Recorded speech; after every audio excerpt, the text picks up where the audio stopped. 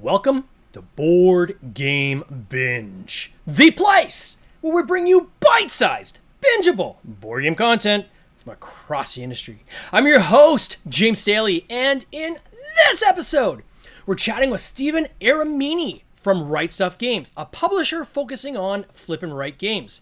His newest campaign for Flip Voyage and Fliptown New Frontiers is currently on Kickstarter. Stephen, welcome to the binge. How you doing, my friend? I'm good. Thank you for having me. Oh, Good to be here. it is awesome having you on here. I love flip and write games. I love roll and write games. Any kind of game where you have that, I guess that style of gameplay. And we were talking just before we went on air. One of my very favorite ones is from Postmark, right? Is their Voyages game, and that kind of got me into.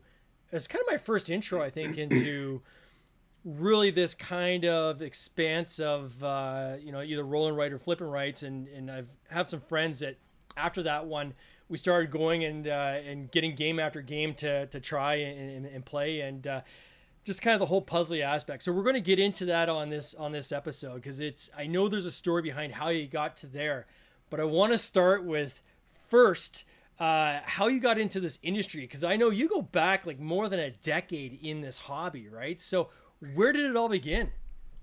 My origin story is kind of weird and unique because I actually started as a game designer Yeah, before I was a gamer, which sounds very odd, that is but odd. my day job is a creative director for an ad agency. Awesome. Um, I work on creative things, but they're work related. So about 10 years ago, like 2013 or so, I just had a creative itch to just do something that was like unrelated to work, and so I just was like, hey, I'm gonna make a board game, and it was actually a card game. And I had a creative director at the time that I just finagled into doing artwork for me, but I had like zero idea of what to do with the game. Yeah. Um, and I wasn't in the hobby. It was basically a game that was sort of a variant of Uno, if you will, with a train theme, which actually, so anyways, I worked up this whole game, and then I had no idea what I wanted to do with it. I stumbled upon a game design contest called the Ion Award Yep. at a place called SaltCon, which is in Salt Lake City. I live in Reno, Oh, nice. and I just threw my hat in the ring, and I was like, I'm just going to see if this game does something, because I made this game and I have no idea. Because I started looking into like self-publishing. This was sort of pre-Kickstarter, my knowledge of that, and I Yep. was like, I don't know what I'm going to do with this. So I did that, and it was luckily it won the contest there, and then it grabbed the attention of a publisher. And then that game ended up being my first published game, which was Yardmaster, which is a little train game, kind of Uno-esque game. And that was how I kind of got into the industry. And then from there, I went to the convention, first time at a board game convention, and my eyes just kind of opened to there's this whole board game world. Yeah. And then from there, I just fell in love with the board game industry and just the whole idea, and just started designing and playing games like without any breaks. I was all in on Can't board stop. games. With this Yardmaster, I mean, congrats. That's a huge accomplishment on your first design, and you're winning like an award. Did you go through like a lot of iteration on that? Like, was there a lot of kind of back and forth, or did it kind of just click kind of on your first couple goes? I mean, I kind of got like beginner's luck in Yeah. terms of it clicked pretty well, but I think what I did that actually worked out to the benefit is I made a very simple game. Mm, It's like kind of color matching and number matching, yeah. and I didn't have a lot of moving parts. Like this was at a time when I didn't even understand, mechanisms or mechanics or anything. So I just did something that was like, what could be a more thematic way to make Uno?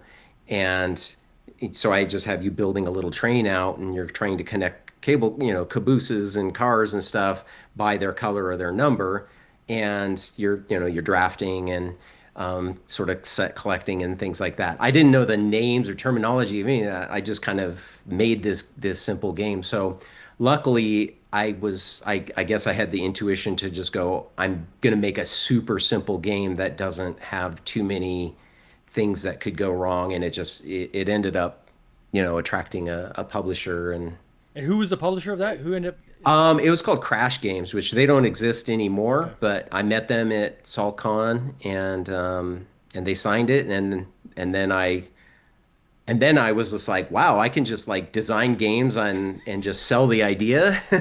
So I just decided to start doing that, and I've just been doing that ever since. With Right Stuff Games being my first foray into actually publishing. Up Yeah. until then, I was just, designing and then selling and then collecting the royalty kind of thing. Yeah, like designing and doing the classic kind of pitch, going to the different cons and Yep. so forth, the pitching. Yep. And then letting the publisher do all of the Of hard course. work. Yeah. And I'm thinking like after this first kind of Yardworks game, as you said, you got kind of that beginner's luck, right? You got lucky with, you had some mechanisms that kind of fit with something that was already out there and you came up with a good theme. But then when it comes to like number two, it's kind of like any band that gets lucky and writes a hit, right? Yeah. And then any interview you have, they're always saying the pressure to then do the next song is always there. What did you do to deal with that? Like, did you do was there research? Did you then dive down the rabbit hole, or how did you then approach kind of familiarizing yourself once you kind of open the gate, so to speak, to this hobby, which is huge, right? And start kind of getting yourself familiar with everything. So two things from like a gamer standpoint, I just started playing games. So I just started Yeah.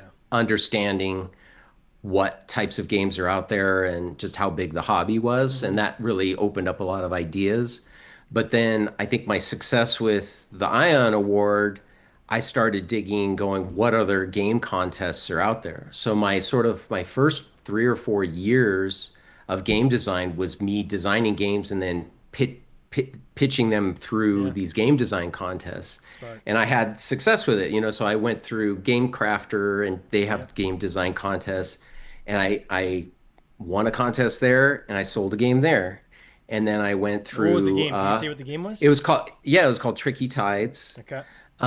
which was like a trick. The theme was trick taking. You have to make a trick taking game, and so I did that, and then that was signed by a company called Gold Seal Games, Mm. and they were the judge. And then I went and did the Cardboard Edison Award, and I won that for Animal Kingdoms. And so I just had like great success with these contests. Um, and that really got my foot in the door in a lot of things. And they were like tiny little independent publishers, but it was great to just like I've met a lot of friends that way, and Yeah. obviously got myself into the industry that way. Hmm. Um, but that was kind of my early sort of design career, was just seeking out contests and throwing stuff in there. And I know that you shouldn't judge a book by the cover, but I with those I would always team up with an artist friend of mine, Yeah. or somebody, whether it was Dan who did Yardmaster or Naomi who did Tricky Tides. They were just coworkers that were designers that Mm. I worked. They were coworkers, and I was just like, hey, you want to enter this, and you can do the art, and I'll do the thing, and they're like, yeah.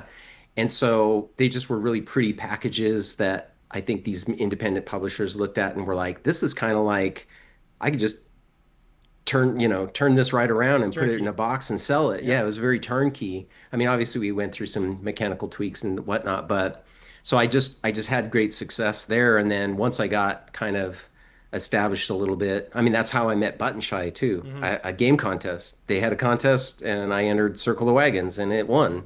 And um, so I just did that for like the first 3 or 4 years, and then I kind of moved on from there and started doing, traditional pitches once I had kind of a little bit of a name for myself. Smart is very smart. I was actually going to ask that when you were first saying like the number of contests you has. Like, I wonder if there's a shorthand that he's taking here. Like, there's got to be like a leverage or a lever he's using, and my mind automatically went to the creative side, right? And having access to some of these creative resources, because it does make a huge difference, right? When you're pitching a game and it looks polished, and the judge or the publisher you're pitching to can visualize what the end game is going to be, right?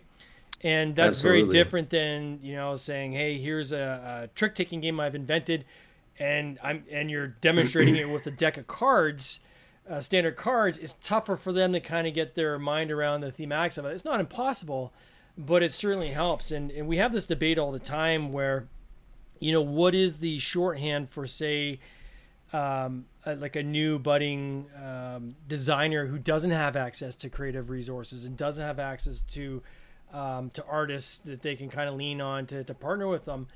And that's, unfortunately, that's where we start getting into AI conversations and things like that. But it is a very real way of at least making something look visually good enough to present it. Not necessarily saying you have to use that artwork as your kind of final published art. Go and hire an artist if you have a game that's going to be published. But at least to put it on a table, that's going to be better than just doing kind of the classic pieces of paper where you draw on them, right, to illustrate a concept. My opinion, I know there's a lot of debate around it. Yeah, I mean, it's funny because my prototypes now are way more primitive because I'm not going to artists because I know better, where I'm like, Yeah, I'm going to sell this game based on the merits of the mechanics and whatnot. So sure. they're very primitive now. Right.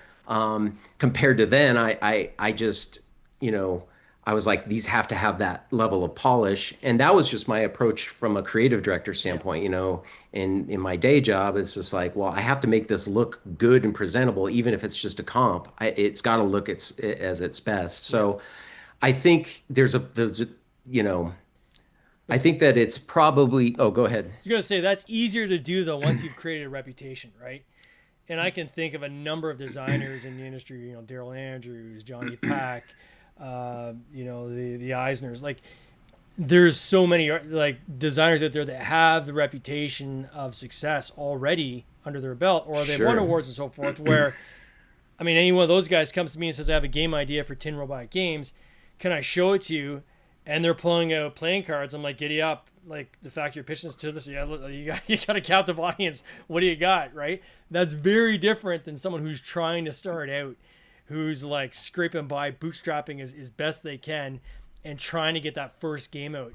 It's a challenge, right? And the industry's changed quite a bit from even 10 years ago, right? Like, it is, there's so many more people now in the industry, just the noise you're trying to cut through. So Yeah, a lot of competition, and yeah. I don't think it's, because I could see someone listening to this being discouraged if they don't have like art skills or an artist at Yeah, their disposal and stuff. But I really do think that games get signed all the time without like sure. polished starter stuff, anything like that, if it's a good solid idea.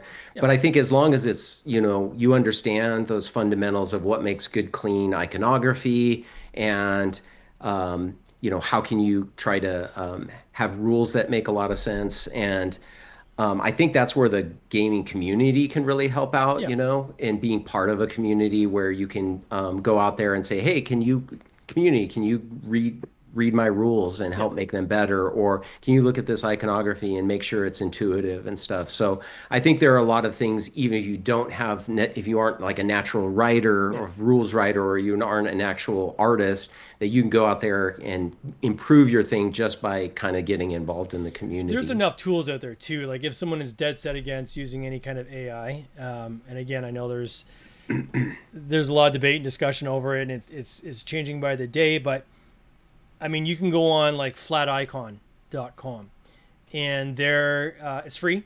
You can download PNG files of any icon you can think of. You just type in the description, sword, star, and it'll give you 50 options to choose from, and it's free, right? And it's legit, and it's designed, and it's kind of like a online platform specifically for that. You can go to stock photography as well. There's a lot of stock image sites where they'll have a certain percentage that are free, and then they're trying to basically rope you into then do subscriptions and so forth. So there are ways to create visuals that can polish those without getting, again, I think without the stick man's on paper, Which, I mean, I give you one example. We got a guest that's going to be coming up this fall, and his game is like this basketball themed game, and I saw him at a prototype night, and he literally had the idea pop into his head while he was there, and he pulled out pieces of paper and literally did stickmen on them to create this game and create a working prototype there on the spot. It actually worked really well, so it can be done. But there are lots of tools out there for people that I guess is kind of the point I'm trying to make, is there's so many tools out there to help you with this that you don't have to necessarily do stick figures if you don't want to. So moving into like Fliptown, how did that evolution start where you started focusing more heavily on these kind of flip and write type games? So I had, been doing from like about 2014 to 20, I don't know, 21 maybe. I had been just doing the designs and trying to, come up with those designs, sell those ideas. And then, I had seen a lot of Kickstarters happening with just print and play games and having some success there. You talked about Voyages, but like this was pre-Voyage. Like Voyages, like I think broke the mold of that because they just exploded so big in terms of what the potential of a print and play could be in terms of that being like a viable option, Yeah. But that was pre that. But I COVID was was a big just part of this too, right? yes, absolutely. Yeah. COVID, honestly, how COVID affected me was it introduced me to solo board games. Yeah. Because before then I wasn't really a solo gamer, and now I am. And now I'm honestly designing solo first in most of my games. Wow. So including Fliptown.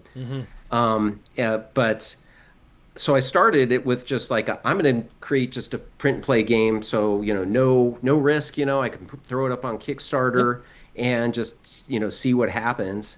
And my hook was like, well, what if there's a lot of roll and writes out there with dice, but I haven't seen really too much where they were using a standard playing card deck as the randomizer. So that was kind of that. And I had kicked around a couple of different themes and ideas, and I sort of landed on Fliptown. It kind of had that natural tie-in with poker. And so I just started designing that.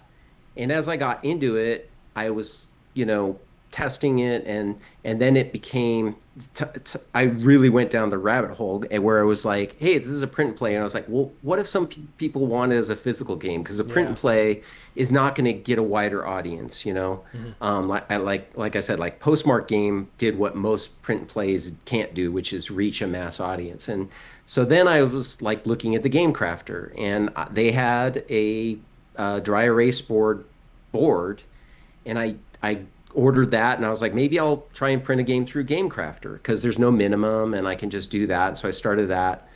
And then I started looking at prices in China of like, well, what if I do sell 500 of these? At that point, it doesn't, you can't make money on Game Crafter, I'm sorry to say, unless you sell a ton, if you're Jason Glover and you're doing all the stuff he's doing, which is amazing, like he's able to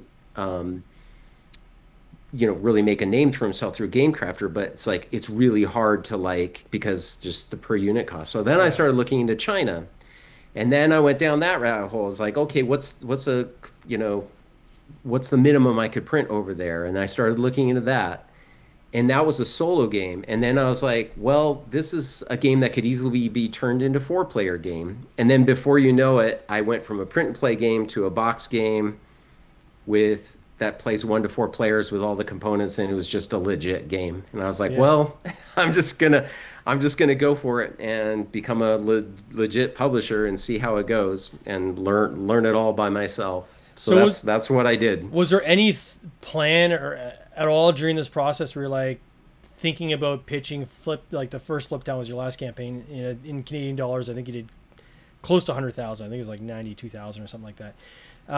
Was there any thought to pitching that to some of the publishers you'd worked with, or was it automatically know this is my Um, baby? I'm gonna try to see what this is. That, yeah, this was my baby. I Yeah. was like, I had done that so many times with other games, and I was like, I just want to try to make a game that I make, and I make all the decisions Yep. from mechanically to art to everything, and I just want to try it, you know? And so yeah, it was always kind of intended to be just me giving it a whirl in the publishing uh, aspect of it. The whole point of Kickstarter is to mitigate risk for people who want to try to do stuff, right? Like that's the whole point. Is I want to give it a go and see if I can make it work. I think recently it's clearly turned into kind of like a pre-order marketplace for a lot of companies, and they put massive marketing budgets behind even pre-launch. But you still can launch something on there with zero budget, right? You just have to go and start building your audience ahead of time and spreading the word, and there's ways to do that through Discord and through Facebook and creating communities and so forth. And when you feel like you've got enough people that have kind of showed interest, then you can take it to Kickstarter and you can give it a go. So I think that's cool that you finally said, you know what, I'm going to give this a shot and just see how it goes. And likewise, even that surprised me. You told me that you can do wipeable boards through GameCrafter. I use GameCrafter all the time. I had no idea you could do that. Like for some, Yeah. yeah, like I stumbled across it, and they actually have a quad fold dry erase board, and that's where I did the model for it, and I was like, works really good. I haven't seen it in the market, nobody's doing it, and so then I just ended up doing it as from a mass production yeah, standpoint. that's so cool. So yeah.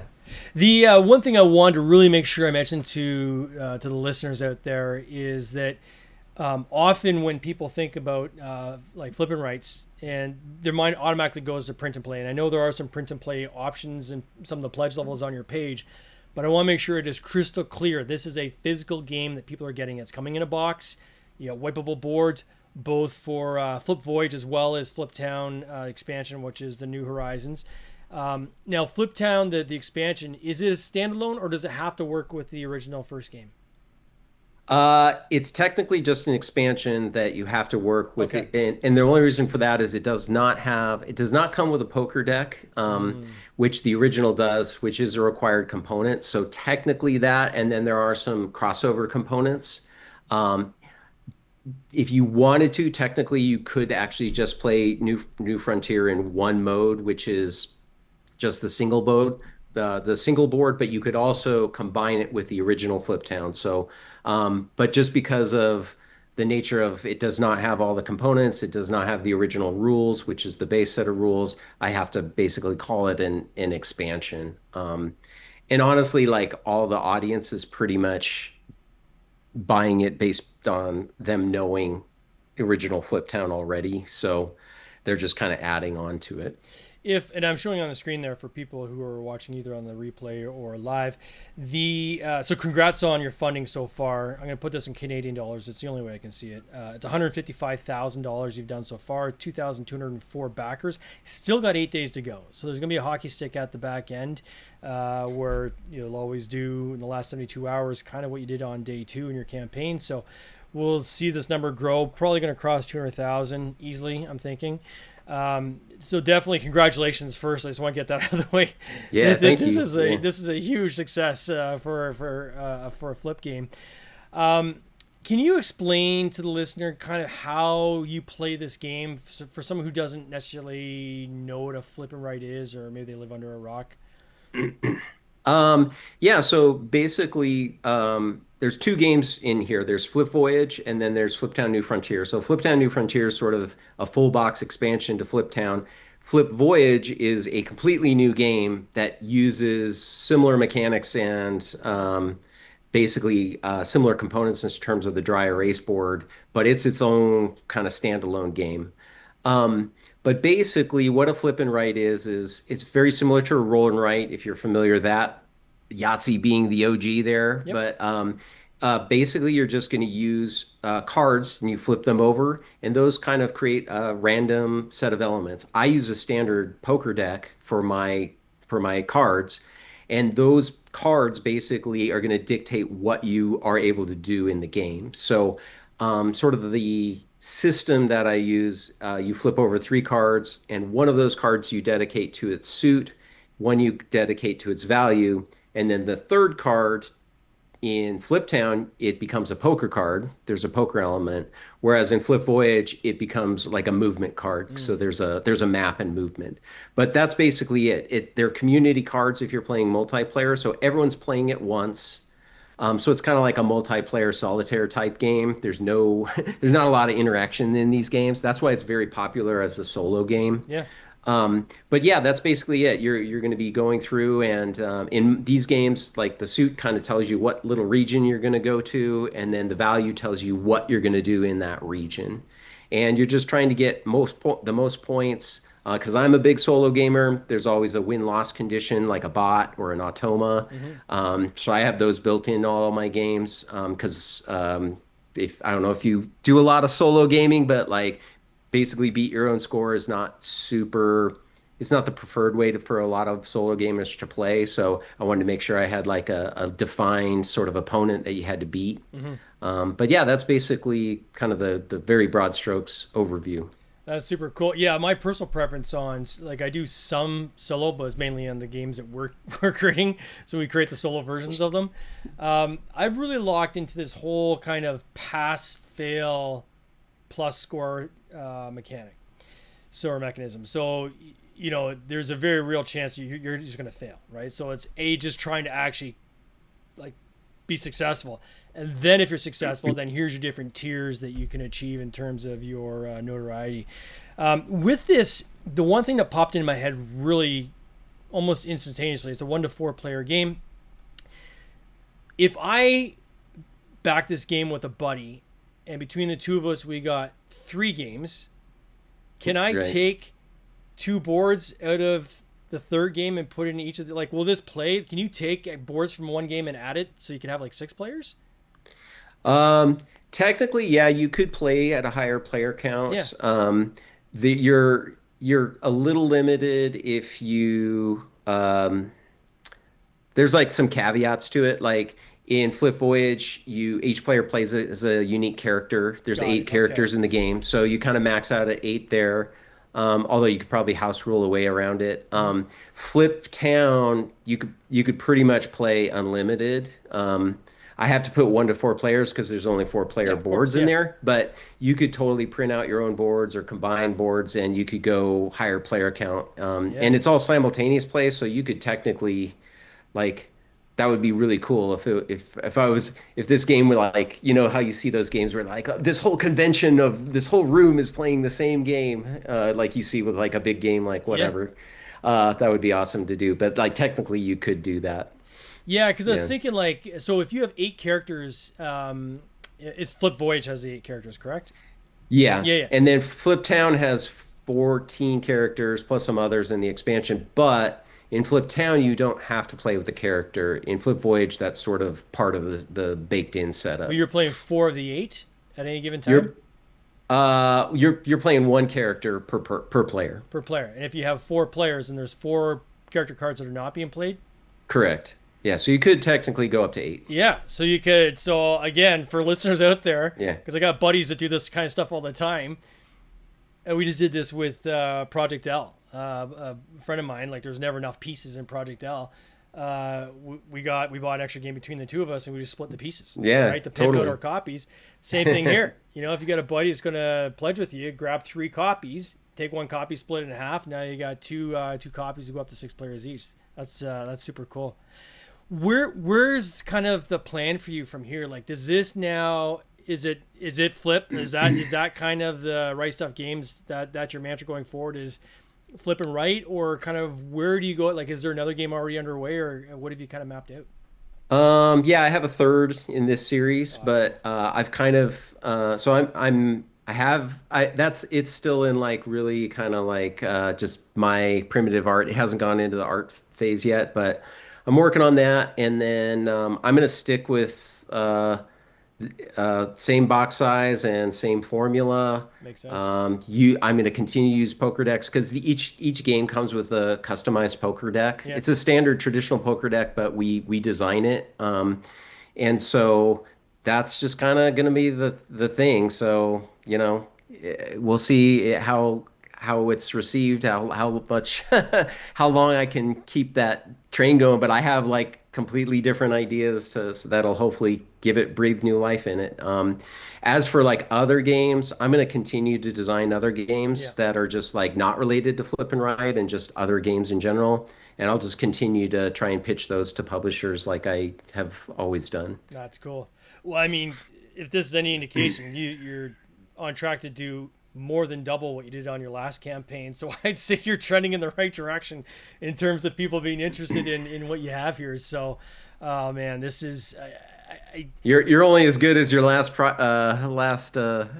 album, as they that's say, true. or Yeah, whatever. that's the So rock stars exactly. What's the next hit? we'll see how it goes. I hope it's well received and I can keep doing it because I love it, and it's, I mean, it's basically just me. I mean, Yeah. my friend Naomi does the illustrations, but it's just like sort of my one person passion project. So yeah, hopefully I can keep doing it. No, it's a cool passion project. For those who do want to check it out, I'll encourage them to check out the show notes. I will put a link in there. You can also just go to Kickstarter and type in, I believe, Flip, and you'll see the different campaign. This was going to float to the top. For me, it was in my For You page. That's how I found you, and we originally connected. I'm like, oh my God, this looks awesome. So I encourage people to check it out. Steven, I want to wish you all the best this coming year. I can't wait to see how this ends up, and I can't wait to see some of these other games you're working on, my friend. Yeah, thank you so much. All right, my friend. You take care. Cheers. All right, appreciate it. This has been an episode of the Board Game Binge podcast, hosted by James Staley, produced by James Staley and Mike Bruner, with original music by Nick Smith. If you would like to watch these interviews live, simply subscribe to our YouTube channel, Board Game Binge, and you'll get access to live interviews, giveaways, and interesting board game content from across the industry. I can't wait for you to join us. See you next time.